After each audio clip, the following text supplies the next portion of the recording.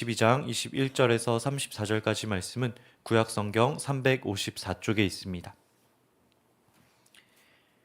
저희 이 말씀 한 절씩 돌아가면서 읽고 마지막 절 함께 읽도록 하겠습니다. 르우벤 자손과 갓 자손과 므낫세 반 지파가 이스라엘 천천의 수령들에게 대답하여 이르되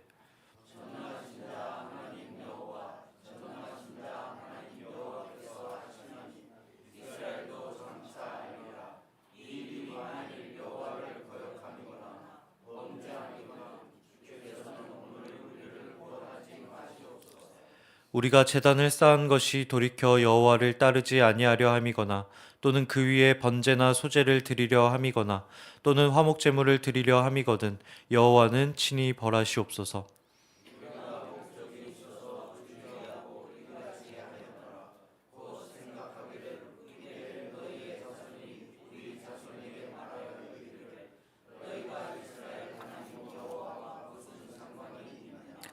너희 르우벤 자손 갓 자손아 여호와께서 우리가 너희 사이에 요단으로 경계를 삼으셨나니 너희는 여호와께 받을 분깃이 없느니라 하여 너희의 자손이 우리 자손에게 여호와 경외하기를 그치게 할까 하여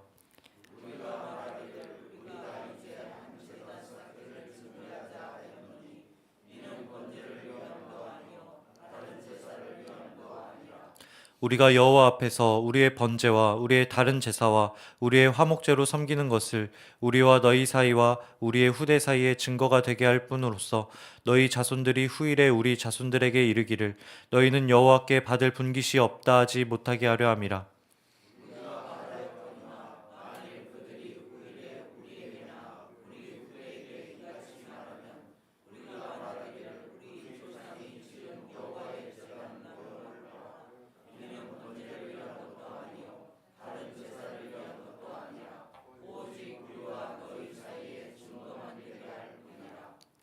우리가 번제나 소제나 다른 제사를 위하여 우리 하나님 여호와의 성막 앞에 있는 제단 외에 제단을 쌓음으로 여호와를 거역하고 오늘 여호와를 따르는 데에서 돌아서려는 것은 결단코 아니라 하리라.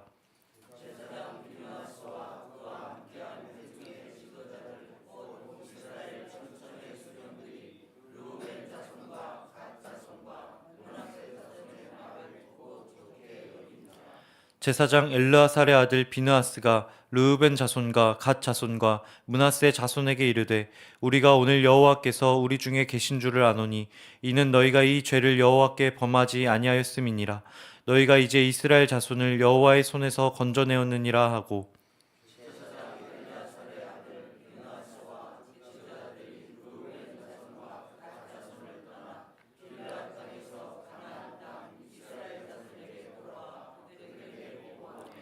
그 일이 이스라엘 자손을 즐겁게 한지라. 이스라엘 자손이 하나님을 찬송하고 르우벤 자손과 갓 자손이 거주하는 땅에 가서 싸워 그것을 멸하자 하는 말을 다시는 하지 아니하였더라.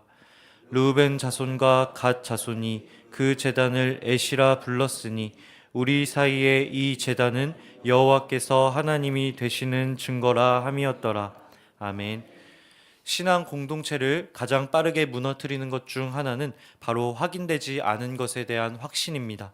우리는 종종 사실을 다 파악하기 전에 결론을 내릴 때가 있습니다. 딱 보니 저건 무언가 잘못된 것이다. 딱 보니 저것은 하나님의 뜻이 아니다 라고 속단할 때가 있다는 것이죠. 이런 판단은 순식간에 상대에 대한 분노와 정죄로 이어지는 것을 보게 됩니다. 더 무서운 것은 이러한 판단이 자주 하나님을 위한 열심으로 포장될 때가 있다라는 거예요. 옳아 보이기 때문에, 경건해 보이기 때문에 우리는 자주 이런 판단을 내리고 멈추지 않을 때가 있습니다. 그러나 오늘 본문의 이스라엘은 그러지 않았어요. 요단 동편 지파가 제단을 쌓았다는 소식을 듣자마자 서편 지파는 그것이 하나님에 대한 반역이 아닌지 걱정하지만 요단 동편 지파의 설명을 듣지도 않고 그들의 행동을 반역으로 단정짓지는 않습니다. 여러분들은 어떻습니까? 여러분들은 모든 것을 듣고 난 이후에 판단하십니까? 아니면 그 전에 미리 판단을 하십니까? 오늘 말씀은 갈등이 없는 공동체의 이야기가 아니에요. 오히려 갈등이 있는 공동체의 이야기입니다. 갈등이 폭발하기 전 하나님의 백성이 어떤 선택을 내리는가를 우리에게 보여주고 있는 말씀인 것이죠. 성경은 하나님을 따르는 공동체가 아무 문제가 일어나지 않는다라고 이야기하지 않습니다. 오히려 하나님을 믿는 공동체에도 갈등이 발생한다라고 이야기하고 있어요. 중요한 것은 무엇이겠습니까? 그 안에서 우리가 어떤 선택을 내리느냐, 그것이 하나님을 믿느냐 아니냐를 판단할 수 있다라고 하는 것입니다. 성경은 그 선택을 통해 오해가 오히려 화해로 더 깊은 관계로 이어질 수 있다고 이야기해요. 비온 뒤 땅이 굳는 것처럼 말이죠. 13절 말씀은 이렇게 이야기합니다. 이스라엘 자손이 제사장 엘르아살의 아들 비느하스와 각 지파의 지도자 10명을 길르앗 땅으로 보내니라. 이스라엘은 소문만 듣고 바로 칼을 꺼내지 않습니다. 사람을 보내 진상을 확인하는 것을 보게 돼요. 먼저 정죄하는 것이 아니라 확인하고 그들을 없애기 이전에 대화라는 선택지를 선택하더란 것이죠. 나의 감정을 나의 방식대로 해소하기 이전에 다른 사람의 말에 귀를 기울이는 것을 보게 됩니다. 그럼에도 불구하고 여전히 둘 사이에 긴장감이 느껴져요. 요단 서편 지파가 진상을 파악하기 위해 조사단을 보냅니다. 그러나 그들은 이미 군사적 행동을 준비를 마친 상태였어요. 요단 동편 지파가 이 사태 자체를 기분 나빠한다거나 말 한마디 잘못하면 공동체 전체가 피로 물들 수 있는 절체절명의 상황이었던 것입니다. 사실 요단 동편 지파는 이미 요단 서편 지파를 도와줬던 적이 있어요. 그들이 그 가나안 땅 전부를 정복할 수 있도록 도와줬던 적이 있었던 것입니다. 이렇게 이야기할 수 있지 않겠습니까? 우리가 너희를 얼마나 열심히 도와줬는데, 우리가 목숨을 걸고 너희와 함께 전투에 참여했는데 어떻게 너희가 이럴 수 있느냐라고 이야기할 수도 있었습니다. 그런데 이 위기의 자리에서 동편 지파가 보인 태도는 우리가 기억할 만한 태도인 것 같아요. 충분히 억울함을 표할 수 있지 않습니까? 그러나 그렇지 않아요. 왜 우리를 이렇게 오해하냐고 감정적으로 대응할 수 있는데 그렇지 않더란 것이죠. 오히려 하나님 앞에 자신들의 중심을 고백하는 것을 보게 됩니다. 22절 말씀입니다. 전능하신 하나님 여호와께서 아시나니 이스라엘도 알게 될 것이라. 서편 지파의 오해 앞에 이들이 보이는 태도는 무엇입니까? 감정적인 태도도 아니고 억울하다는 하소연도 아니고 하나님이 나를 아신다라고 하는 그 사실을 붙잡는 것을 보게 됩니다. 우린 오해를 받으면 무엇을 하느냐? 먼저 사람을 찾아가요. 그리고 설득하기 시작합니다. 내가 얼마나 억울한지, 내 의도가 얼마나 순수한지. 왜냐하면 사람의 오해는 견디기 어렵기 때문에 그렇습니다. 당장이라도 풀지 않으면 안 될 것 같은 그런 느낌이 들기 때문에 우리는 힘을 다해 그 오해를 풀기 위해 애를 쓰는 것을 보게 돼요. 그런데 동편 지파는 그렇지 않았습니다. 그들은 이렇게 말해요. 하나님이 알고 계십니다. 하나님이 이 모든 것을 아니 여러분도 알게 될 것입니다 라고 이야기해요. 무슨 의미입니까? 사람들이 나를 아무리 오해한다 할지라도 하나님이 나를 알고 계시니 괜찮다라고 하는 거예요. 나를 제외한 이스라엘 모든 지파, 다시 말해 나를 제외한 모든 사람이 나를 오해한다 할지라도 하나님이 나를 아시면 그것으로 괜찮다라고 이야기하는 것입니다. 이러한 태도는 결코 쉬운 태도가 아닌 거예요. 신앙의 성숙 없이는 불가능한 태도다라고 하는 것입니다. 어떻게 이들은 이렇게 침착할 수 있었을까요? 서편 지파의 그 오해 앞에 어떻게 이렇게 차분하게 대응할 수 있었을까요? 그들이 그럴 수 있었던 이유는 이들의 마음의 중심이 이미 하나님께 있었기 때문에 그렇습니다. 22절 하반부 보겠습니다. 이 일이 만일 여호와를 거역함이거나 범죄함이거든 주께서는 오늘 우리를 구원하지 마시옵소서. 22절도 이어서 보겠습니다. 우리가 목적이 있어서 주의하고 이같이 하였노라. 곧 생각하기를 후일에 너희의 자손이 우리 자손에게 말하여 이르기를 너희가 이스라엘 하나님 여호와와 무슨 상관이 있느냐. 무슨 의미인가요?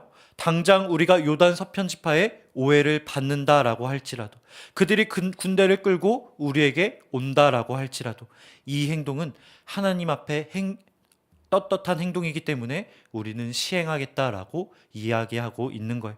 비록 이 일이 당장 요단 서편 지파와의 갈등을 가져온다라고 할지라도 이것이 우리의 다음 세대를 지키는 일이기 때문에 우리는 이 길을 가겠습니다라고 이야기하고 있는 것입니다.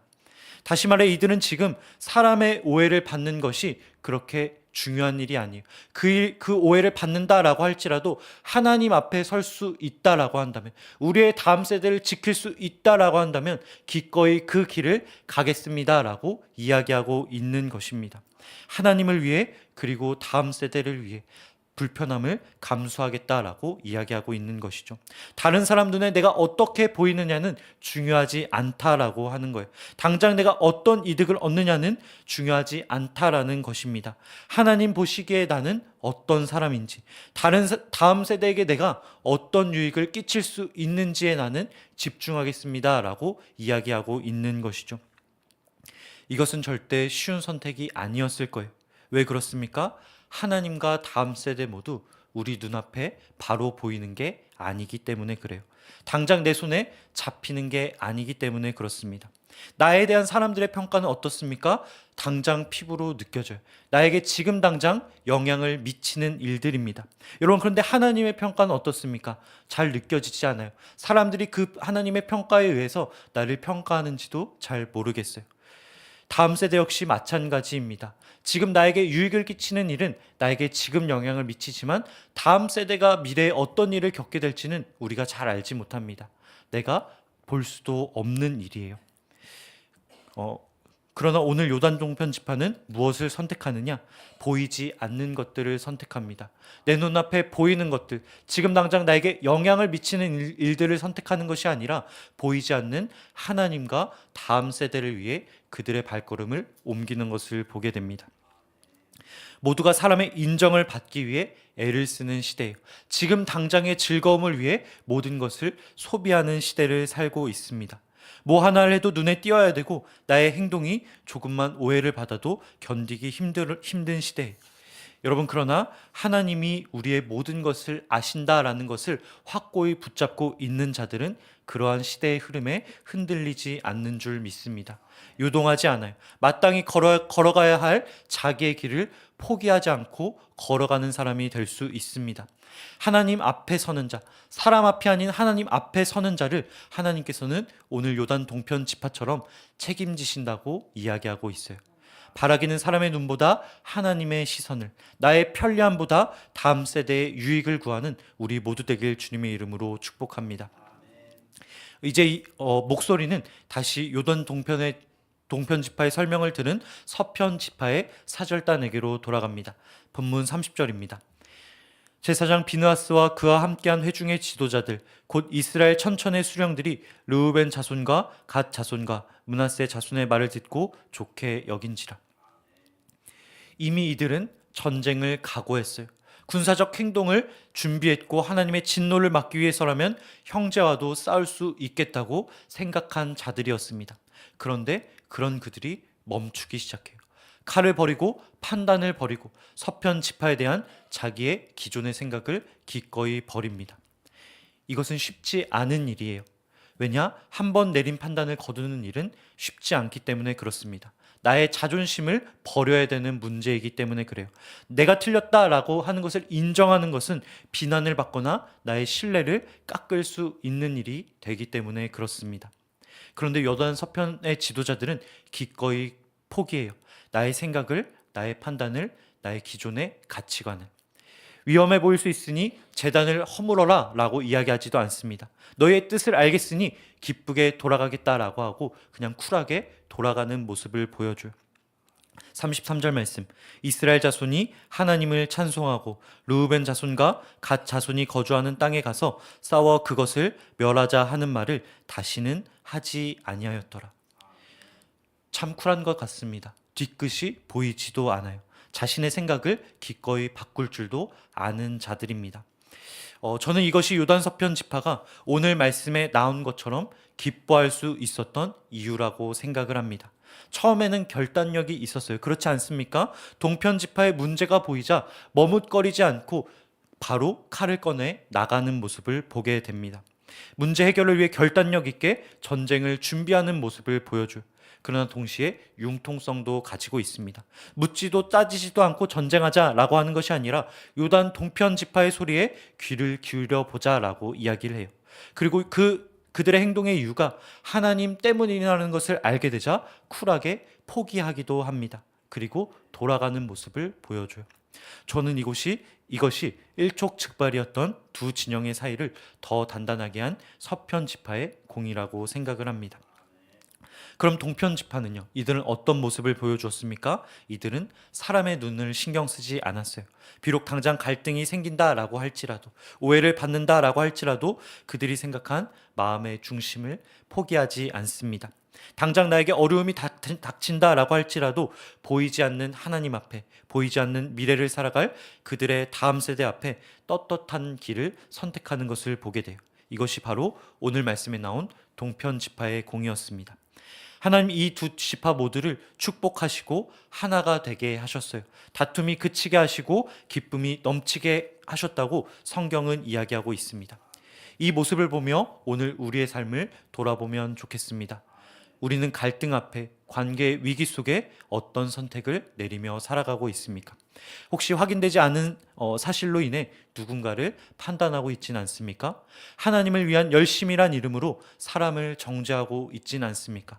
아니면 반대로 사람의 눈이 두려워서 마땅히 지켜야 돼, 걸어가야 할 신앙의 중심을 포기하고 있지는 않으십니까? 오늘 말씀은 우리에게 이렇게 이야기하고 있습니다. 하나님을 경외하는 공동체는 나의 생각을 포기할 줄 아는 공동체이다. 하나님을 경외하는 공동체는 귀를 열고 들을 줄 아는 공동체이다. 하나님을 경외하는 공동체는 오직 하나님만 바라보며 주변의 평가를 두려워하지 않는 공동체이다라고 이야기하고 있습니다. 바라기는 우리 모두가 요단 동편 지파처럼 하나님과 다음 세대 앞에 떳떳한 선택을 하는 교회 되길 소망합니다. 요단 서편 지파처럼 판단을 멈추고 귀를 열고 경청할 줄 아는 공동체 되길 소망합니다. 그로 인해 오해가 아닌 사랑이 쌓여가는 공동체, 기쁨이 더하여지는 공동체, 갈등이 더 큰 소망과 관계로 바뀌는 공동체가 세워지게 될 줄 믿습니다. 기도하겠습니다. 사랑해 주님 감사합니다. 오늘 우리의 마음을 말씀으로 비춰주시니 감사합니다. 갈등과 오해 앞에 세상의 방식이 아닌 하나님의 해결 방식을 알게 하시고 갈등을 통해 더욱더 깊은 사랑을 품게 하시는 그 하나님의 은혜를 알게 하여 주시니 감사합니다. 우리의 마음이 사람의 시선이 아니라 하나님의 시선을 붙들고 살아가게 하여 주옵시고 우리의 판단이 다른 사람의 말을 듣기 이전에 이루어지지 않게 하여 주옵소서. 이 길을 걷길 결단한 자들에게 주님의 은혜를 더하여 주시고 기쁨을 더하여 주시되, 혹 우리 가운데 관계로 인해 어려움을 겪는 이가 있다고 한다면 주님께서 지혜와 사랑과 용기를 더하여 주셔서 주님의 마음으로, 주님의 사랑으로 그 모든 벽을 뚫고 다시 하나 되는 기쁨을 누리게 하여 주옵소서. 감사드리며 이 모든 말씀 우리 주 예수 그리스도의 이름으로 기도드립니다. 아멘. 하늘에 계신 우리 아버지, 아버지의 이름을 거룩하게 하시며 아버지의 나라가 오게 하시며 아버지의 뜻이 하늘에서와 같이 땅에서도 이루어지게 하소서. 오늘 우리에게 일용할 양식을 주시고 우리가 우리에게 잘못한 사람을 용서하여 준 것 같이 우리 죄를 용서하여 주시고 우리를 시험에 빠지지 않게 하시고 악에서 구하소서. 나라와 권능과 영광이 영원히 아버지의 것입니다. 아멘. 이 시간 함께 주신 말씀과 기도 제목 붙잡고 기도의 자리로 나아가도록 하겠습니다. 함께 기도하겠습니다. 주여